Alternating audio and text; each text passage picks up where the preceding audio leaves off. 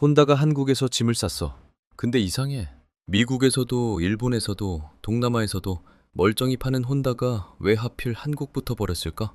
이거 그냥 넘기면 안 돼요. 혼다는 작년에 글로벌로 380만 대를 팔았고 미국에선 시빅 CRV가 여전히 잘 나가. 근데 한국에선 올해 2월에 단 23대 팔리고 23년 만에 짐 쌌어. 근데 여기서 반전이 있어요. 단서 3개를 따라가면 한국이 일본 차한테 어떤 시장이 됐는지가 보여. 끝까지 같이 보면 진짜 이유가 뭔지 한 줄로 정리될 거야. 2026년 4월 23일 서울 코엑스 이지용 혼다 코리아 대표가 마이크 앞에 섰어. 올해 말로 한국에서 차 판매 접습니다. 2003년에 판매법인 차린 지 딱 23년 만에 짐 싼 거야. 모터사이클이랑 정비는 남기고 자동차만 조용히 손 턴 거지. 근데 혼다가 우리한테 원래 이런 브랜드였나? 2008년엔 수입차 중에 처음으로 1년에 1만 대를 넘겼어. 정확히 1만 2,356대. 그의 수입차 점유율 20%를 혼자 먹었다는 얘기야. 그때 시빅이랑 어코드는 유학 갔다 온 형들이 첫 차로 끌고 오던 국룰이었고 강남 주차장마다 CRV가 한 대씩 서 있던 시절이었어. 일본차 프리미엄이라는 말도 이 회사가 만들었지. 근데 작년엔 1년 내내 1951대 팔았어. 전성기 6분의 1 토막. 그걸로 끝이 아니야. 올해 2월 한 달 동안 한국 땅에서 팔린 혼다차가 딱 23대. 수입차 점유율로 치면 0.08%. 그 넓은 전시장 불 켜놓고 한 달에 차 23대 뽑아준 거야. 이거 그냥 넘기면 안 돼요. 23년을 버티다가 마지막 2월에 23대 찍고 베끼든 거거든? 근데 진짜 이상한 건 여기서부터야. 혼다는 미국에선 시빅이랑 CRV가 여전히 잘 나가고 일본이랑 동남아에서도 멀쩡히 장사하고 있거든? 도대체 한국만 왜? 혼다가 공식 철수 사유로 내놓은 건 딱 한 줄이야. 시장 환경과 환율 동향을 고려한 중장기 경영자원 집중. 번역하면 원달러 환율이 너무 오래 비싸서 차 한 대 팔 때마다 남는 게 없다는 소리야. 수입차는 달러로 들여와서 원화로 팔거든. 환율이 오르면 원가는 뛰는데 소비자한테 그만큼 못 올리면 대당 마진이 그냥 녹아. 한마디로 이거야. 팔면 팔수록 손해나는 구조가 몇 년째 이어졌다는 거지. 근데 이상해. 환율이 진짜 범인이면 벤츠 BMW도 같이 짐 쌌어야지. 2026년 1분기에 BMW는 한국에서 19,368대, 벤츠는 15,862대를 팔았어. 같은 원화, 같은 달러, 같은 관세 구조 안에서 말이야. 도요타 렉서스도 멀쩡히 장사하고 있고 혼자 혼다만 한 달에 23대로 쪼그라들었는데 그걸 환율 탓으로 돌리는 건 말이 안 되잖아. 옆집은 다 멀쩡한데 우리 집만 바람에 쓰러졌다고 하는 꼴이야. 그래서 환율은 이유가 아니야. 핑계지. 혼다가 차마 보도자료에 못 쓴 진짜 첫 번째 단서는 따로 있어. 혼다가 한국에 가져온 차 목록, 그리고 가져오지 않은 차 목록에 답이 박혀 있거든. 이걸 아는 사람이 많지 않아요. 혼다가 한국 시장에 내놓은 순수 전기차가 단 한 종도 없었어. 제로종, 단 한 대도. 사실 혼다는 전기차를 누구보다 먼저 만든 회사야. 1997년에 EV 플러스라는 차를 이미 내놨어. 세계 최초 양산형 전기차에 가까웠던 그 차. 근데 리스 전용으로 몇백 대만 뿌리고 단종시켰어. 그 다음엔 2012년에 핏 EV, 2017년엔 클래리티 일렉트릭. 클래리티는 완충 후 주행거리가 143km였어. 그 시절 경쟁사들은 이미 300km 넘겼는데 혼다가 내놓은 건 그 절반 수준이었지. 그리고 2019년엔 혼다이라는 차를 냈어. 디자인은 예뻤어. 근데 주행거리가 222km. 2024년에 그것도 단종됐고 전기차를 먼저 만든 회사가 만들 때마다 절반짜리를 내놓다가 결국 다 단종시킨 회사가 혼다야. 그리고 그 혼다가 한국 시장엔 기차를 하나도 안 가져왔어. 근데 한국 시장은 그동안 어떻게 됐냐고. 2026년 1분기 한국에서 팔린 수입차 중 전기차 비중이 처음으로 47.8%를 넘겼어. 하이브리드 42.9%를 추월한 거야. 수입차 1위가 테슬라야. 1분기에만 2964대, 25.53% 점유율. BYD는 작년 같은 기간보다 400배 급증해서 3968대 팔렸어. 모델 Y 한 차종이 1분기에 15,323대나 나갔는데 이게 2위, 3위 합산보다 많은 수준이야. 한쪽에서는 스마트폰이 쏟아지고 있는데 혼다는 그 시장에 피처폰도 안 들고 왔어. 카세트 플레이어 파는 집이 테슬라 옆에서 장사한 거야. 그러니까 팔릴 게 없었던 거지. 근데 혼다만 전기차 늦은 건 아니야. 도요타도 EV 전환이 느리기로 유명하거든. 그럼 도요타는 왜 한국에서 잘 팔릴까? 거기에 세 번째 단서가 있어. 근데 여기서 반전이 있어요.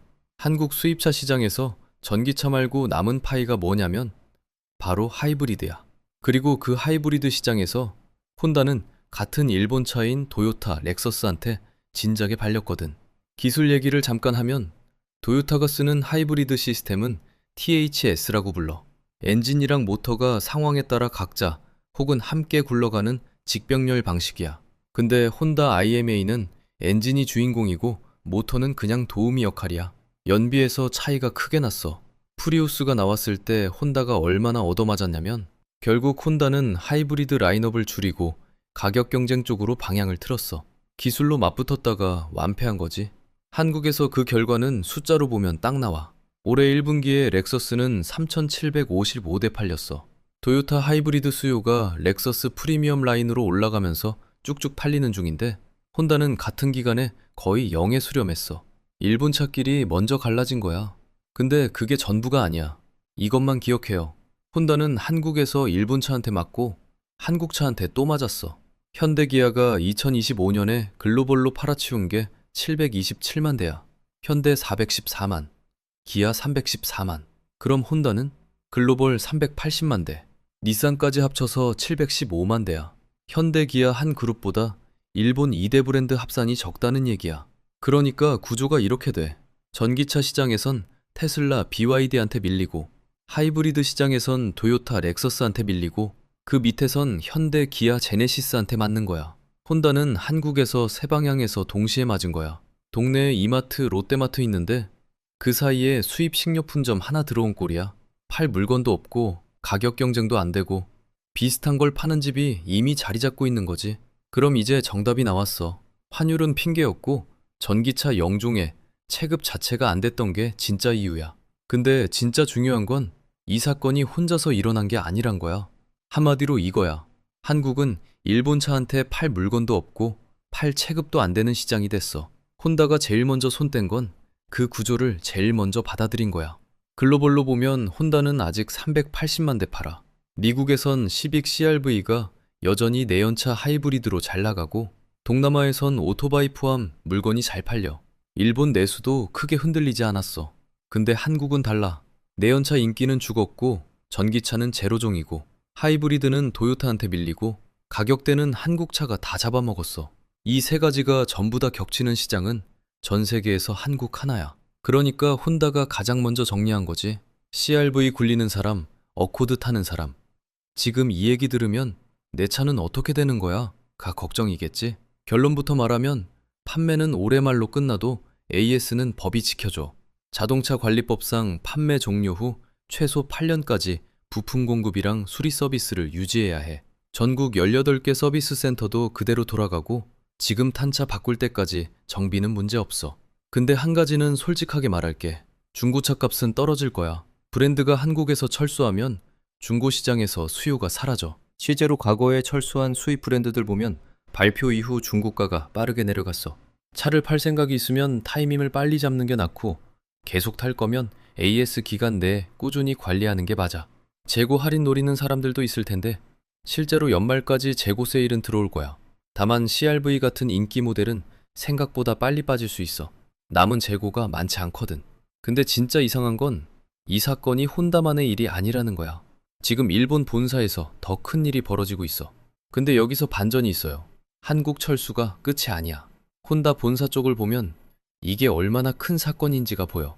올해 3월 혼다가 회계연도 실적 전망을 발표했는데 순손실이 최소 4,200억 엔, 최대 6,900억 엔이야. 한국 돈으로 치면 4조에서 6조 4천억 원. 혼다가 연결결산 공시를 시작한 게 1977년인데 그 이후 처음 나온 그룹 순손실이야. 49년 만에 처음이라는 거지. 그리고 같은 날 미베 도시히로 CEO가 발표를 하나 더 했어. 북미에 내놓으려던 전기차 3종을 전면 취소한다는 거야. 혼다 제로 SUV, 혼다 제로 살룬, 아큐라 RSX. 양산 직전까지 간 상태였어. 딜러 교육이며 내부 준비가 다 끝나 있던 단계에서 라인 접은 거야. 미베 CEO가 직접 창자가 끊어질 듯한 심정으로 결단했다.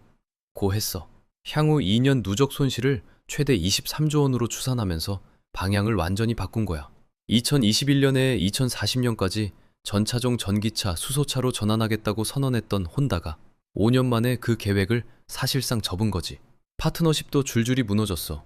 2022년에 GM이랑 저가 전기차 공동 개발을 맺었는데 18개월 만에 파기했어. 소니랑 합작해서 만들던 스마트카 브랜드 아필라는 올해 3월 25일에 1호 모델이랑 후속 모델 개발을 전면 중단했어. 중국 시장은 그야말로 분쇄 수준이야. 2020년에 혼다가 중국에서 162만 대를 팔았어. 그게 올해 2월 한 달 2만 8천 대로 쪼그라든 거야. 6년 새 마이너스 83%. 공장을 줄이고 있어. 닛산도 같이 무너지고 있어. 작년 말에 혼다랑 닛산이 합병하기로 했다가 2달 만에 뒤집어졌어. 혼다가 닛산을 자회사로 만들겠다고 했는데 닛산이 거부한 거야. 합병 무산 이후 닛산은 지금 본사 건물이랑 공장을 팔면서 버티고 있어. 그 결과 지금 일본차 판도가 어떻게 됐냐면 도요타 혼자 1080만 대 팔면서 멀쩡히 서 있는데 혼다 380만에 닛산 335만이 같이 흔들리는 구조야. 경기장에 세 선수가 있었는데 2명이 쓰러지고 도요타만 서 있는 꼴이야. 그리고 혼다 코리아 철수는 그 도미노가 가장 먼저 밖으로 튀어나온 조각이었던 거야. 일본차 제국이 무너지는 자리를 누가 채울지, 그게 곧 내 다음 차가 바뀐다는 얘기야. 혼다가 빠진 자리를 누가 채우냐고. 이미 시작됐어. 테슬라가 올해 1분기에 수입차 1위야. 분기 기준으로 수입차에서 1위 찍은 건 처음이야. BYD는 전년 동기 대비 400배 넘게 팔렸어. 3,968대. 작년엔 한 자릿수였어. 혼다가 한 달에 23대 팔던 그 자리를 중국 브랜드가 분기에 4,000대씩 채우고 있는 거야. 그럼 나는 어떻게 해야 하냐고. 혼다 차주면 AS는 법적으로 8년 보장되고 18개 서비스 센터가 그대로 돌아가니까 타는데 문제 없어. 다만 중국과는 떨어질 테니까 팔 계획이 있으면 타이밍 빠르게 잡아야 해. 신차 고민 중이면 지금 상황에서 일본 하이브리드보다 국산 하이브리드나 전기차가 서비스 가격 양쪽 다 유리해. 현대 기아 제네시스 라인업이 품질로도 이미 올라와 있고 재고 세일 노리는 사람은 연말까지 기회는 있는데 인기 모델부터 빠르게 소진될 거야. 이것만 기억해요. 노키아가 핀란드에서 사라지는데 5년 걸렸어. 한때 세계 1위 휴대폰이었는데 스마트폰 문법 못 따라가서 그냥 무너졌어. 혼다도 엔진으로 세상을 바꾼 회사야. 근데 자동차가 하드웨어 파는 것에서 소프트웨어 파는 것으로 판이 바뀌는 속도를 못 따라간 거야. 테슬라가 그 판을 바꿨고 혼다는 거기서 노키아 자리에 선 거지. 근데 이게 남 얘기가 아닐 수도 있어. 한국 차도 지금 727만 대 팔면서 잘 나가고 있지만 판이 또 바뀌면 얘기가 달라지거든. 소프트웨어 중심으로 차가 제정이 되는 속도가 빨라지고 있고 거기서 1등이 지금 1등이랑 같은 순서는 아닐 수 있어. 혼다 얘기인 것 같지만 사실 이건 1등이 얼마나 빠르게 사라질 수 있는지에 대한 얘기야. 그래서 마지막으로 물어볼게. 다음 차 뭐 살 거야? 국산 하이브리드? 국산 전기차? 아니면 일본차 마지막 재고 세일? 댓글로 남겨줘.